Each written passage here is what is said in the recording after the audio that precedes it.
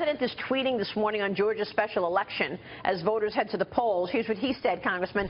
Karen Handel for Congress. She will fight for lower taxes, great health care, strong security, and a hard worker who will never give up. Vote today. This, as a new political ad, is stirring up controversy. Watch this. Want to get your reaction, Congressman? Sure. Now the unhinged left is endorsing and applauding shooting Republicans. When will it stop? It won't if Jon Ossoff wins on Tuesday, because the same unhinged leftists cheering last week's shooting are all backing Jon Ossoff. And if he wins, they win.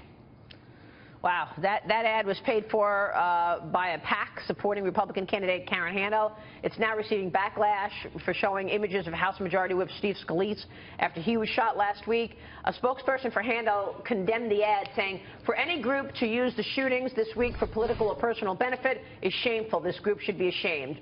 What's your take? Nearly $50 million have been raised in this election. It's the most expensive House race in U.S. history, Congressman.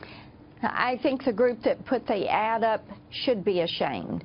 I think anyone who is inciting violence or encouraging hateful rhetoric should stop it. People want to see us work together, whether they're a Democrat, a Republican, an independent. I have individuals in my office, as I did yesterday, who said, we just want to see you get some things done. Let's get the Affordable Care Act off the books. Let's get tax reform done. Let's secure the border. Let's get this infrastructure bill going. That is what they're wanting to see. And ads like that are not helpful to the process. Yeah, we agree. Hateful rhetoric isn't helpful to the process. Yeah. Congresswoman, this is Tony Schaefer with the London Center for Policy Research. Morning, ma'am. With all due respect, I know what you're saying about cooperating, but it doesn't seem that Nancy Pelosi and your colleagues on the left are actually trying to ratchet this down. And it's not all of them. I mean, I've talked to Tulsi Gabbard, and Tulsi, I think, recognizes what's going on. But how do you deal with folks who just don't want to engage in that dialogue? I mean, look what Chuck Schumer just said, that you're doing the health care deal behind, you know, in the dark of night. Excuse me, but wasn't that the way they did Obamacare? You know, what happened with Obamacare was a bill that was written in the White House, and then brought over. Nobody knew what was in it, and Ms. Pelosi said so.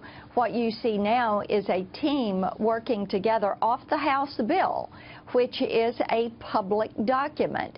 But, Tony, back to your question on this, I think what we have to do is just continue to push against this and encourage our colleagues to keep the conversation on the policies and to move away from this politics of personal attack and destruction. The fact that you have so many members of Congress who are receiving death threats, personal harm threats coming into their staffs, to their families, this is completely unacceptable. And they need to join together in saying we're not going to tolerate this type of rhetoric. We are well served by robust political debate. Well, you make all great points, Congressman. It's great to see you. Thank you so much, Good to Marsha see you. Blackburn. Thank you. All our love to Steve Scalise. We'll be right back. Yes.